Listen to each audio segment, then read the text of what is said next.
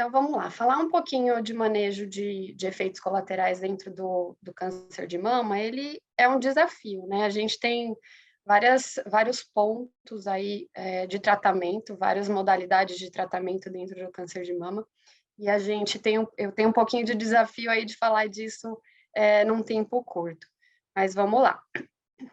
Então, minha declaração de conflito de interesse, eu não tenho conflito de interesse, né? Então, quando a gente pensa no tratamento, as meninas já trouxeram alguns protocolos que a gente tem para o câncer de mama, mas a gente pensa no tratamento sistêmico e nos tratamentos locais. E o tratamento sistêmico ele é composto pela quimioterapia, a hormonioterapia, terapia-alvo e a imunoterapia. E a gente também tem os tratamentos locais, que é a rádio e a cirurgia. Quando a gente fala da toxicidade relacionada à quimioterapia, a gente pensa e traz que a quimioterapia ela é possível, ela só é possível porque a gente tem uma recuperação celular em tempos diferentes. Os efeitos colaterais, eles acontecem porque as nossas células normais, elas também são atingidas. Só que a possibilidade de realizar o tratamento é porque essas células normais, elas se recuperam muito mais rápido do que as células do câncer. E aí, por isso que a gente consegue esse tratamento. Quando a gente pensa em toxicidade, quando a gente pensa no atendimento dentro de uma instituição, é importante que a gente tenha uma equipe treinada para isso. Hoje, com o Google e com as informações que os pacientes têm disponíveis para eles, entender a toxicidade, saber qual é a toxicidade que aquele protocolo pode causar é importante. Eles vão questionar, eles vão querer saber de você.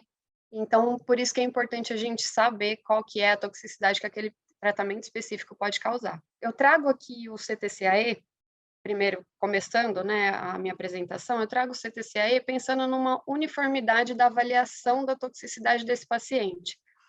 Quando a gente começou lá na BP a utilizar o CTCAE, a gente começou isso deixando disponível para a equipe os principais efeitos colaterais, os principais graus, né, dali do CTCAE, não a lista toda, porque se você pegar o CTC, você vai ver que ele é longo, ele abrange todos os efeitos colaterais, então a gente deixou visível para a equipe os principais. E ele garante uma uniformidade nessa avaliação, né? Ele garante que se um enfermeiro hoje avaliar e deixar lá registrado que um paciente apresentou náusea grau 1, o próximo enfermeiro, na semana seguinte, por exemplo, ele vai chegar lá e vai conseguir avaliar e ver se essa náusea piorou, se essa náusea melhorou. Então, por isso que é importante essa uniformidade. Então, falando um pouquinho dos principais efeitos colaterais, então a gente tem a diarreia, as meninas falaram trouxeram os protocolos, né, e colocaram ela como um dos principais efeitos colaterais.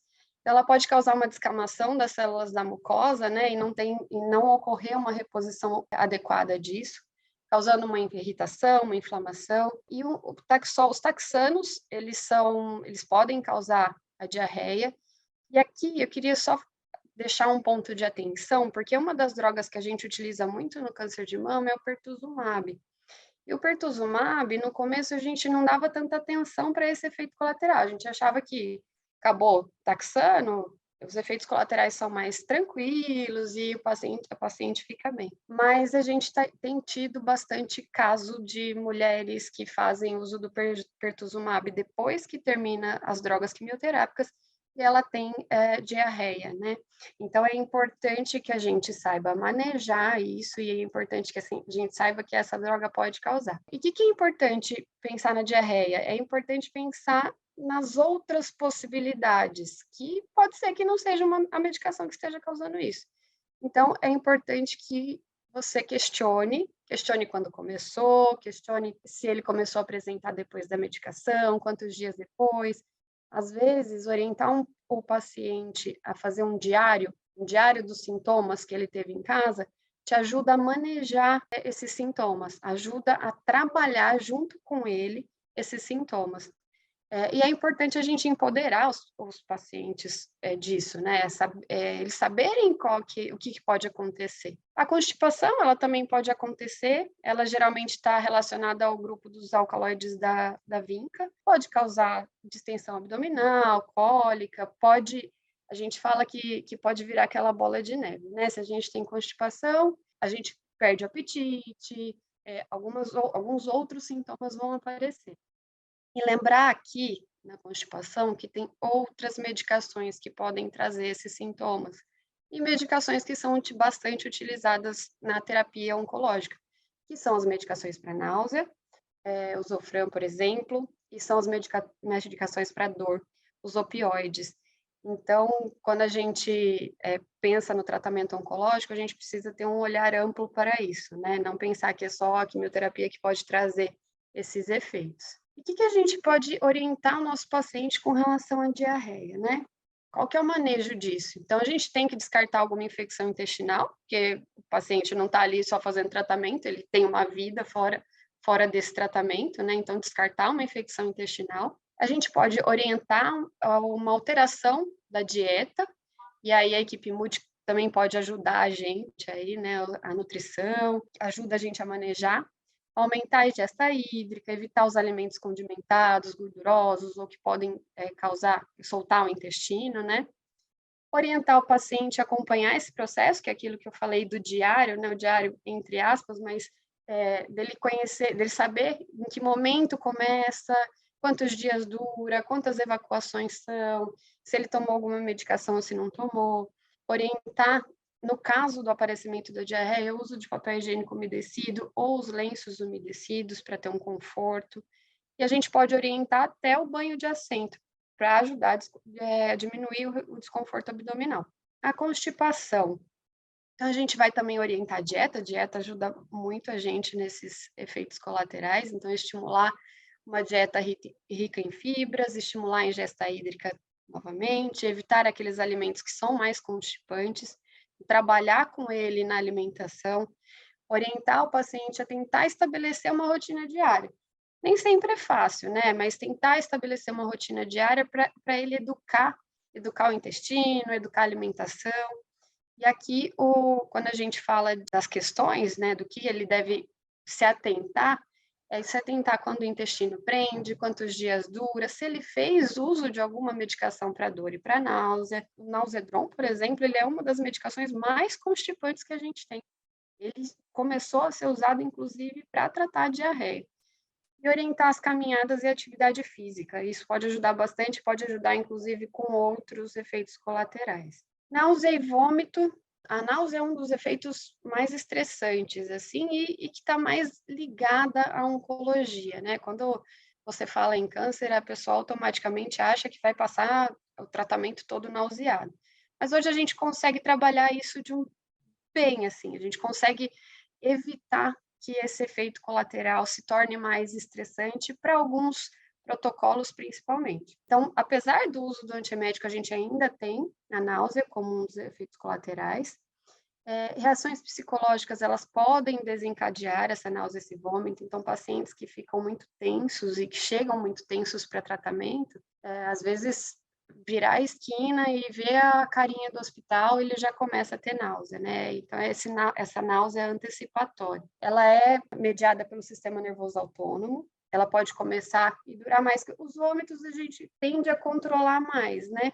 Acho que a gente vai aprendendo que ele não está tão ligado um no outro, mas que o vômito acaba vindo depois de uma náusea. Ela pode ser acompanhada por sintomas como taquicardia, alteração de respiração, tontura, palidez, salivação excessiva e fraqueza. Isso quando ela tem um grau mais elevado dos sintomas. Então, o que a gente pode fazer aí para ajudar o nosso paciente? Então, a gente pode incentivar a ingesta hídrica, durante o tratamento, tentar manter um ambiente calmo, ventilado, livre de odores, administrar os antieméticos prescritos, isso as meninas falaram, então a gente precisa checar se naquela prescrição está prescrita um antiemético para aqueles protocolos que pedem esse antiemético, encorajar o paciente a manter uma boa higiene oral, que isso também vai ajudar a diminuir esses sintomas, né? Evitar os alimentos condimentados ou gordurosos, estimular uma ingesta fracionada. Quando a gente fica com muito tempo com o estômago vazio, essa náusea pode piorar. Então, por isso que a gente estimula essa ingesta fracionada. E promover medidas de alívio ao estresse, medo e ansiedade. O nosso acompanhante, ele ajuda muito nesse sentido, né? E é bom educar também o acompanhante nesse sentido, porque às vezes o que ele quer o tempo todo, independente de como o paciente está, é que o paciente coma. Então, é importante que ele esteja preparado para lidar com isso também e saiba manejar. Então, eu trouxe aqui o guideline da ESMO e da MASC de 2016. Ele faz um painel de especialistas, ele faz uma revisão com alguns pontos, e nessa revisão, nessa publicação, eles trouxeram alguns apontamentos, né? Eles trouxeram a olanzapina como uma profilaxia antiemética, e eles trouxeram também o uso dos receptores de neurocinina, que é o apreptanto, né? Para doses de carboplatina mais elevadas. Aqui eu quero só chamar a atenção para um ponto. A olanzapina, ela é uma medicação que ela é feita de uso domiciliar. Eu não sei se vocês já têm o uso dessa olanzapina em casa, se vocês veem os médicos prescrevendo isso para os pacientes. Não sei se é uma prática de vocês, mas só para se atentarem, porque se isso acontecer, se isso entrar, né, para vocês, se algum dia vocês verem, porque a olanzapina é uma medicação que ela é feita para pacientes com esquizofrenia. As pacientes elas vão tomar essa medicação em casa. E quando esses pacientes pegam a bula, eles olham e entram em desespero, né? Acham que o médico está doido, por que ele está prescrevendo uma medicação que é para esquizofrenia, eu não sou doida. Então, trabalhar um pouquinho essas angústias, né?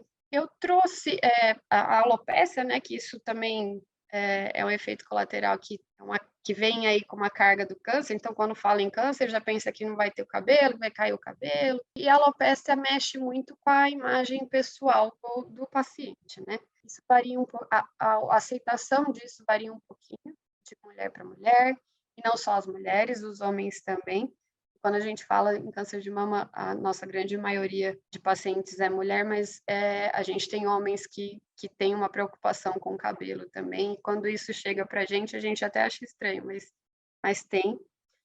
Eu trouxe aqui falando um pouquinho da crioterapia, da terapia hipotérmica, do sistema de refrigeração eletrônico. Eles atuam fazendo uma prevenção da queda, eles fazem uma vasoconstrição do folículo capilar no momento que a medicação está uma concentração mais alta no nosso organismo. E aí ajuda a evitar a queda. Os convênios, eles não cobrem, o SUS, ele não tem, só que a gente tem a possibilidade hoje do aluguel do elastogel, por exemplo, a touca de crioterapia. E o aluguel não é barato, não é muitas mulheres que terão condições disso, mas existe essa possibilidade, por isso que eu trouxe para vocês. E aí, quais são as dicas que a gente pode dar para as mulheres nesse momento, né? Então, reduzir o peso dos cabelos, deixá-los mais curtos, isso pode retardar a velocidade da queda, orientar que durante esse processo ela pode sentir o couro cabeludo um pouco mais dolorido, aquela sensação dos cabelos arrepiados, porque esse couro cabeludo dolorido gera um pouco de ansiedade nelas também. As mulheres que querem usar essa prótese capilar, porque nem todas querem, tem algumas que acham que é quente, que preferem usar o lenço, ou que preferem assumir a careca mesmo, mas aquelas que querem usar a prótese capilar por conta da imagem pessoal mesmo,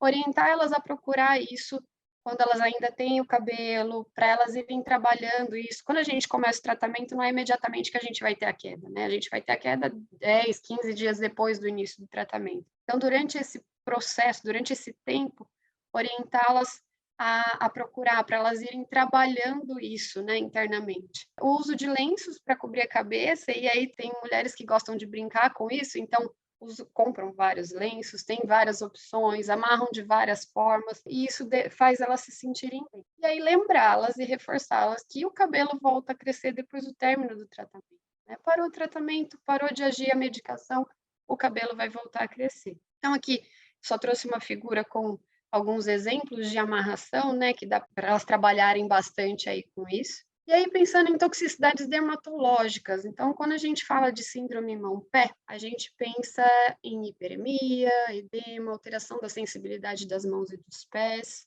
Uma das medicações que podem causar bastante isso é a capecitabina. E aí, quais são as orientações? Aqui a gente tem um trabalho bem acentuado com as mulheres de prevenção. Quanto mais elas previnem, quanto mais elas conseguem realizar uma hidratação, menos esse efeito colateral vai aparecer. E aí, o que a gente orienta se ele aparece ou quando ele aparece? Manter as regiões bem higienizadas, hidratadas, evitar fricções, evitar pressão, realizar movimentos suaves quando a gente vai realizar a lavagem das mãos, a secagem das mãos também, tentar realizar sem uma fricção na toalha, então só apoiar a mão. Indicar o uso de sabonetes líquidos ou em barra que sejam hidratantes, que sejam neutros. Depois da limpeza, aplicar hidratante suave, evitando essa fricção também. É possível orientá-las a utilizar luvas depois de colocar o hidratante, né? Então, passa o hidratante, coloca a luva, porque você vai segurar aquela hidratação ali durante o tempo. Evitar os banhos quentes e prolongados, evitar os banhos em banheira, evitar as altas temperaturas. As atividades físicas de grande impacto também podem causar dano aí, principalmente se essa síndrome mão-pé tem nos pés. E evitar meias, sapatos e luvas muito apertadas. Então, aqui uma foto, né, dos pés e das mãos quando tem síndrome mão-pé. Neuropatia periférica. Os taxanos, eles trazem essa possibilidade de neuropatia periférica. É um efeito colateral que tem pouca evidência de prevenção ou tratamento, mas a gente tem um estudo que utilizou a crioterapia para essa prevenção, e eles tiveram um resultado positivo com relação a isso. Ela é dose dependente, então não dá para ouvir que o paciente começou a apresentar esse efeito colateral e não falar, não discutir isso com a equipe multi. Por quê? Porque isso é dose dependente. Ele vai precisar, por exemplo, dependendo do grau dessa neuropatia, ele vai precisar reduzir a dose da medicação. E aqui, fadiga é um sintoma um pouquinho difícil de manejar, e aí a gente fala de novo do incentivo ao paciente, né? Atividade física, ela pode ajudar a diminuir essa fadiga, né? Então, incentivar o paciente a fazer atividade física é um desafio, mas é importante.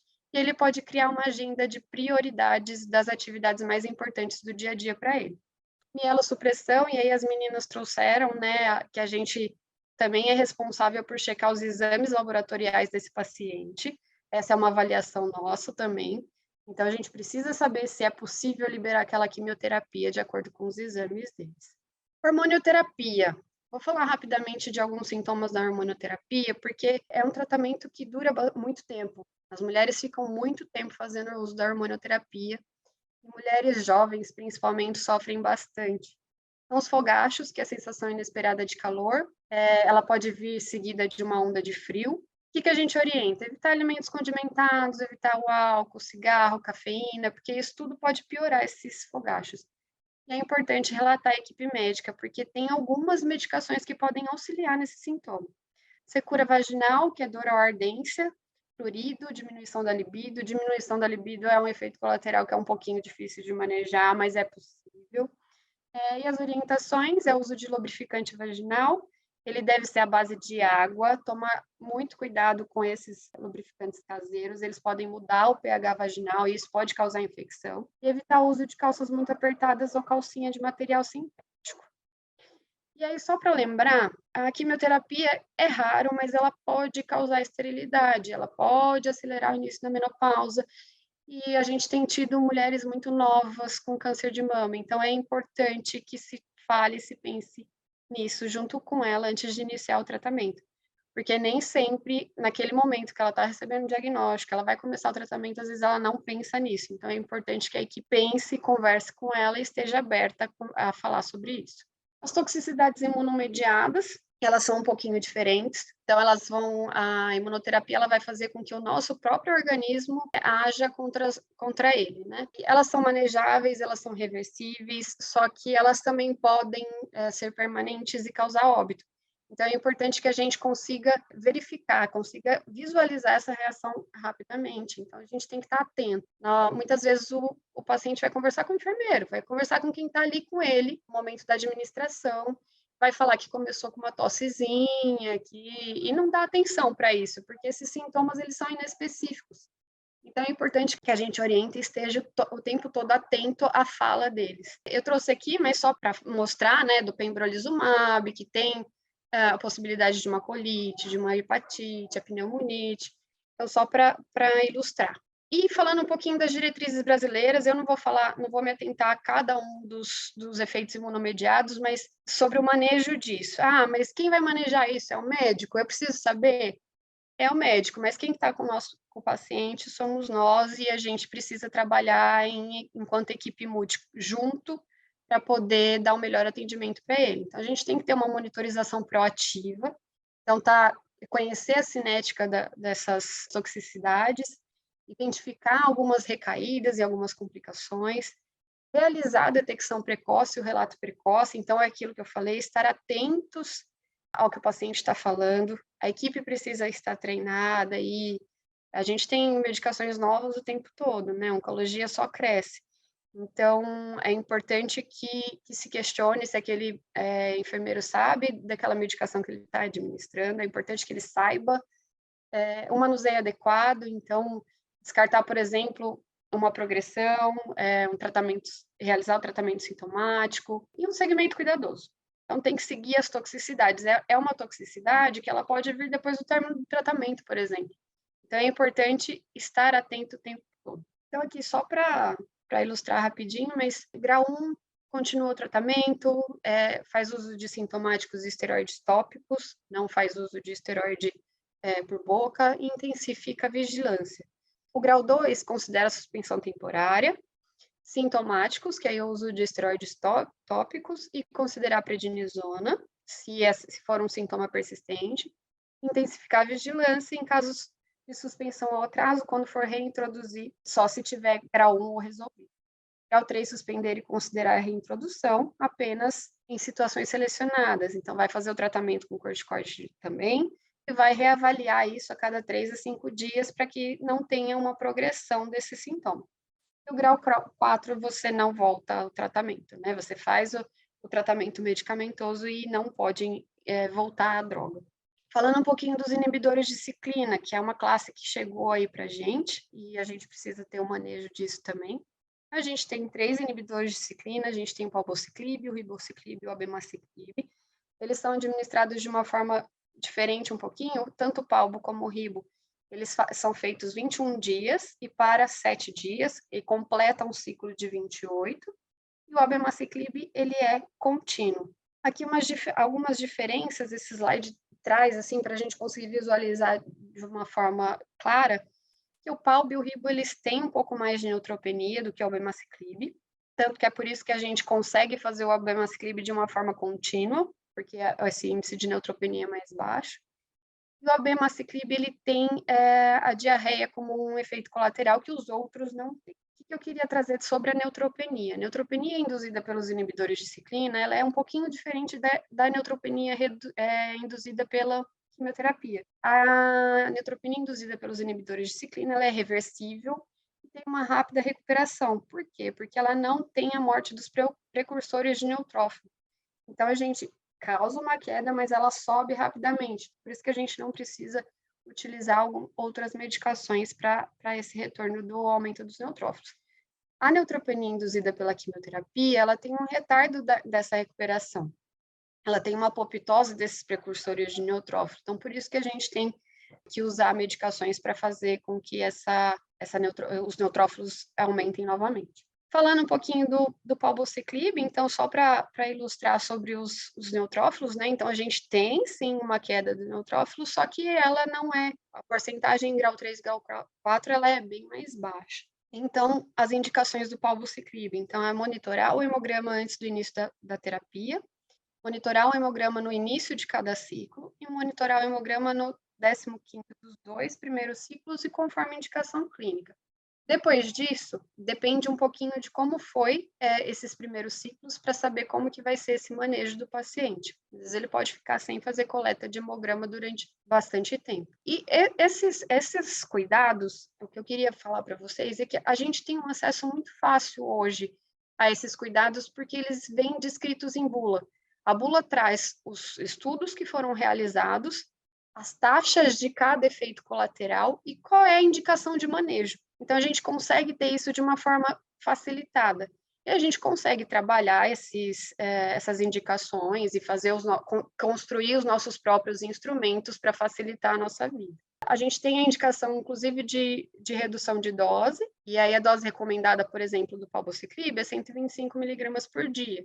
A primeira redução de dose vai para 100, a segunda para 75, e aí, se tiver necessidade de mais uma redução, a gente descontinua o tratamento. O ribociclib, ele apresentou, né, 74,3% de neutropenia, tração hepática 24% e aumento do intervalo QT foi baixo, 7,5%, mas esse 7,5% nos traz uma necessidade de cuidado, que eu vou trazer para vocês. Então, aqui o manejo, então, se a gente tem uma alteração hepática, grau 1 não tem ajuste de dose, grau 2 a gente tem uma interrupção até baseline, e aí retoma com a mesma dose.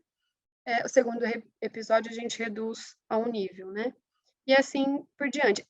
Quando a gente fala da avaliação do grau, é em cima do CTCAE. Então, só para vocês, dá para ilustrar aqui um pouquinho de como é essa avaliação, né? Então, manejo do intervalo QT prolongado também. Então, a gente tem, se ele é acima de 480 milissegundos, tem uma interrupção de dose, se ele tem que voltar a nível 1, né?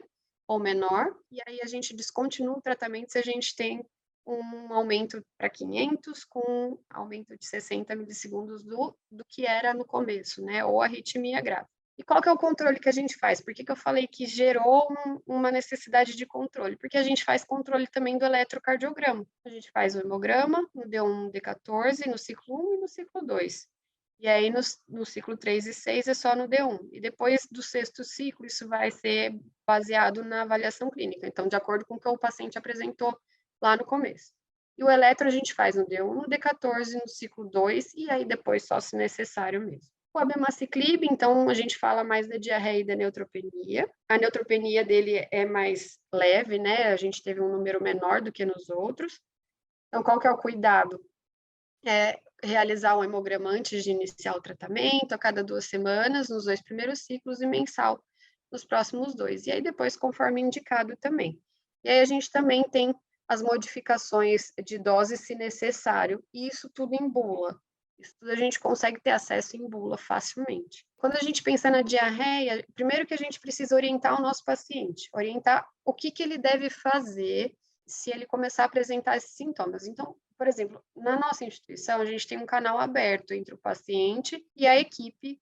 Eu, como enfermeira navegadora, por exemplo, eu recebo muito esses apontamentos, né? Eu recebo muito esses efeitos colaterais e a gente aqui vai manejar isso.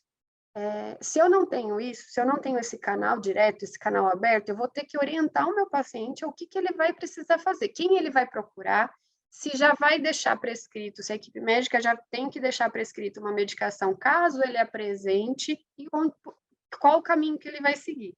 Educar esse paciente, isso às vezes é um desafio para a gente, né? Porque às vezes o paciente não quer deixar de tomar a medicação, tem medo de parar o tratamento. Então, educar o paciente é importante nesse sentido. E quem ajuda muita gente na terapia oral são os farmacêuticos. Muitas vezes, em algumas instituições, quem entrega essa medicação para o paciente é o farmacêutico. E é ele que vai ter esse contato, é ele que vai questionar se teve efeito colateral, se não teve, como é que foi o mês que que o paciente passou.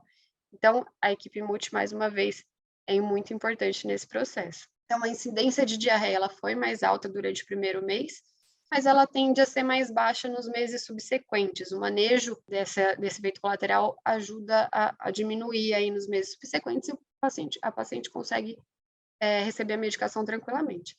O tempo mediano até o início do primeiro evento foi de 6 a 8 dias, a duração mediana foi de 7 a 10 dias, e os pacientes se recuperam da diarreia para grau basal ou inferior com esse tratamento medicamentoso. O abemaciclib, ele tem uma particularidade porque ele bloqueia a secreção tubular de creatinina. Então, pode acontecer dos exames laboratoriais que esse paciente faz ter uma alteração de creatinina. Ela tende a ser tende a ter um aumento discreto no primeiro mês, esse aumento pode ficar mantido sem aumentar mais, só que a gente tem que lembrar que esse aumento não quer dizer que teve uma perda de função. O paciente parou o tratamento, tende a ser reversível isso, tende a voltar aos níveis normais de creatinina. Então, aqui, só para falar sobre as reações adversas, a gente tem também em bula qual é o manejo dessas reações. Então, se eu tenho uma dose inicial de 200 miligramas 2 vezes ao dia, na primeira redução, ela vai para 150, na segunda redução vai para 100, na terceira redução vai para 50. Aqui eu trouxe um pouquinho sobre o Abemaciclib também, isso também tem em bula, mas só para a gente se atentar que a interação medicamentosa, trabalhar e entender a interação medicamentosa é importante. Isso os farmacêuticos trabalham junto com a gente e discutir o caso junto com ele é importante. Se a paciente está fazendo uso do Abemaciclib e precisa fazer uso do cetoconazol, por exemplo, ela tem um aumento de 6,87 vezes aquela concentração da medicação.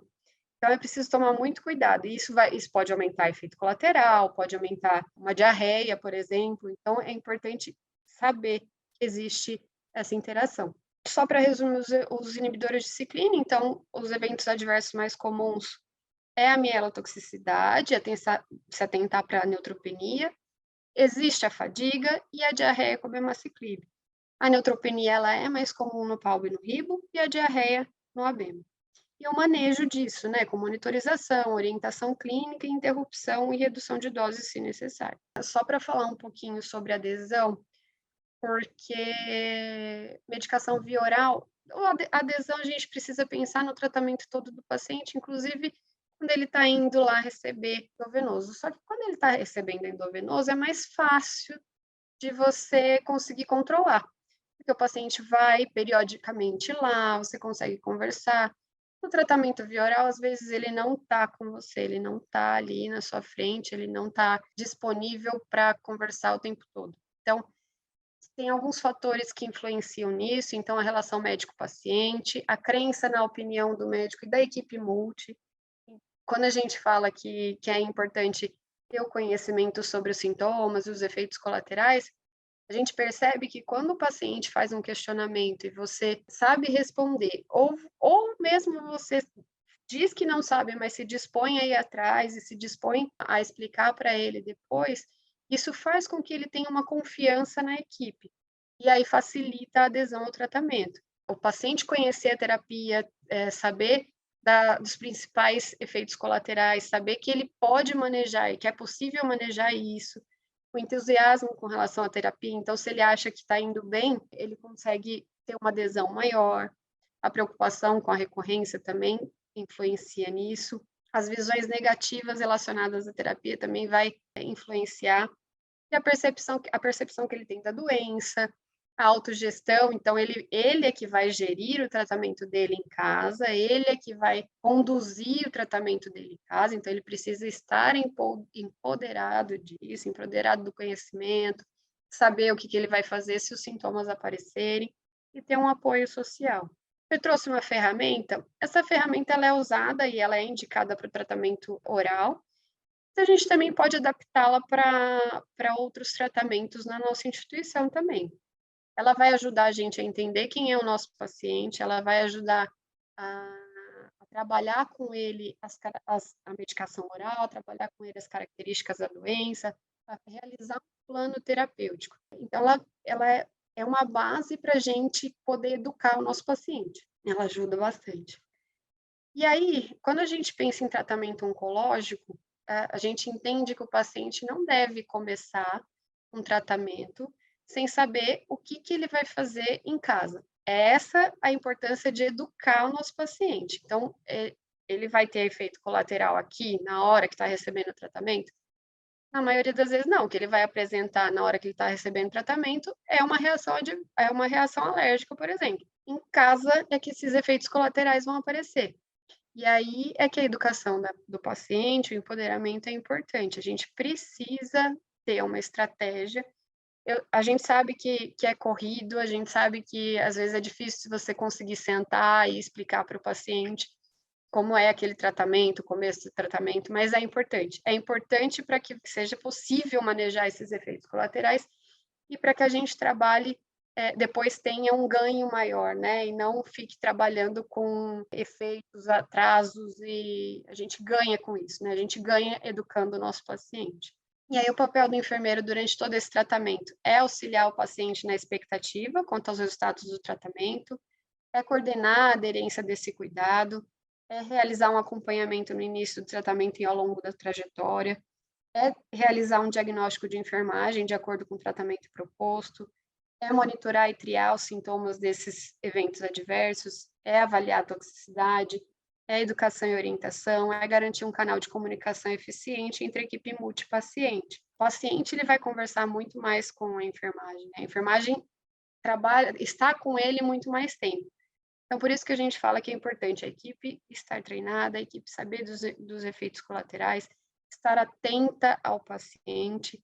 Às vezes, você não precisa nem estar parado conversando com ele, questionando sobre os efeitos colaterais. Você está ali instalando uma medicação e ele fala de alguma coisa, está conversando com o acompanhante, por exemplo, e fala que ele começou com uma tosse há 3 dias. Então, tá atento. O tempo todo que você está com ele, estar atento a ele, estar atento ao outro, né? O nosso ouvido atento. Então, o sucesso do tratamento ele está ligado a uma busca ativa por esses eventos adversos, aos especialistas envolvidos, então a equipe multi, os farmacêuticos, a equipe de enfermagem, a equipe médica. A gente tinha antigamente uma barreira, né, entre equipe médica e equipe de enfermagem. A gente ainda tem em alguns locais, mas eu acredito que dentro da oncologia isso vem mudando e entender que esse trabalho conjunto é importante, faz parte do sucesso do tratamento. A educação e engajamento tanto dos pacientes, como dos familiares, como da equipe.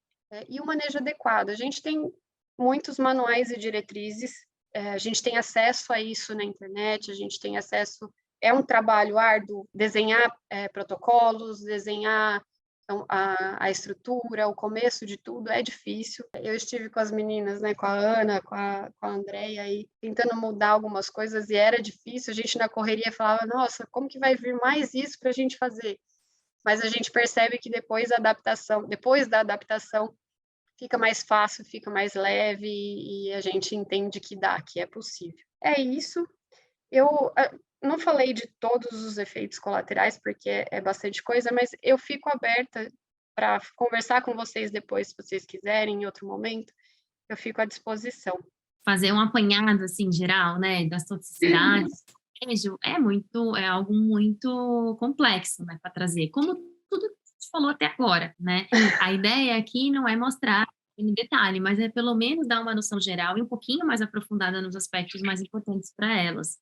Manejo de toxicidade é algo que a gente sabe que tem um impacto importante, né, para desfecho, para melhores resultados do paciente, porque impacta direto na adesão ao tratamento. Se não for manejado, o paciente tende a não aderir, e se não for bem manejado, muitas das vezes o paciente se torna intolerante ao tratamento por toxicidade, descontinua o tratamento, que por muitas das vezes é o melhor tratamento que existiria para ele em tal condição, né? Então, daí a importância. E é algo que os enfermeiros ainda estão muito sedentos por informação, por como fazer, né? Por como se dividir para fazer tudo isso. Nossa, mas eu sou enfermeira, então eu tenho que conferir a prescrição, depois eu vou lá, tenho que administrar e eu ainda tenho que orientar e manejar toxicidade, né? Parece uma loucura, mas aos poucos a equipe vai se organizar para fazer isso. A Fê trouxe algo muito importante, que é algo que a gente sempre fala. Quando a gente começou a trabalhar na oncologia, a gente não tinha um enfermeiro que só conferia a prescrição, um enfermeiro que só instalava, um enfermeiro que só orientava, um enfermeiro que só navegava. Não tinha isso, era um enfermeiro para fazer tudo. Muito diferente do que a gente já via há décadas de experiência em instituições internacionais. Então, esse momento, né, para quem não tem um enfermeiro dedicado só para navegar ou para fazer a parte de enfermeiro clínico especialista, né? E orientar e seguir esse paciente sem ter a função assistencial, sem ter que infundir medicamentos, e aí você tem que fazer um papel duplo, vamos dizer assim, e a realidade da maioria dos serviços, né, vamos combinar aqui, o momento em que você está com o paciente dentro da sala de infusão, do box de infusão, do que seja, né, do salão da quimioterapia, é um momento tão precioso que a gente tem que saber aproveitar, né? Então, enquanto protocolo de mama, né, a Andrea colocou, se você for fazer uma vesicante por veia periférica, você vai ter ali um enfermeiro dedicado a essa administração 30, 40 minutos. Gente, 30, 40 minutos, até para tirar a atenção do paciente em relação ao que está infundindo, porque ele sabe que é uma administração diferente, porque tem um risco, né? É maior do que as outras, você pode ir conversando com ele, entendendo, investigando, sem que ele saiba que está sendo investigado, claramente, né? É uma conversa do que aconteceu, né, anteriormente a esse ciclo, entre ciclos, né, ou entre uma semana e outra do mesmo ciclo. E dali dessa conversa com ele, ou de ouvido no que ele está conversando com o acompanhante, a gente consegue tirar muita coisa, né? Então, mais uma vez, não é para desesperar vocês e falar, meu Deus, eu não estou fazendo, eu não consigo, eu não vou dar conta. Pelo contrário, né? É para a gente ir pensando de pouquinho em pouquinho como que a gente pode ir melhorando a prática nesses 3 aspectos, na análise da prescrição, na administração e no manejo de toxicidades.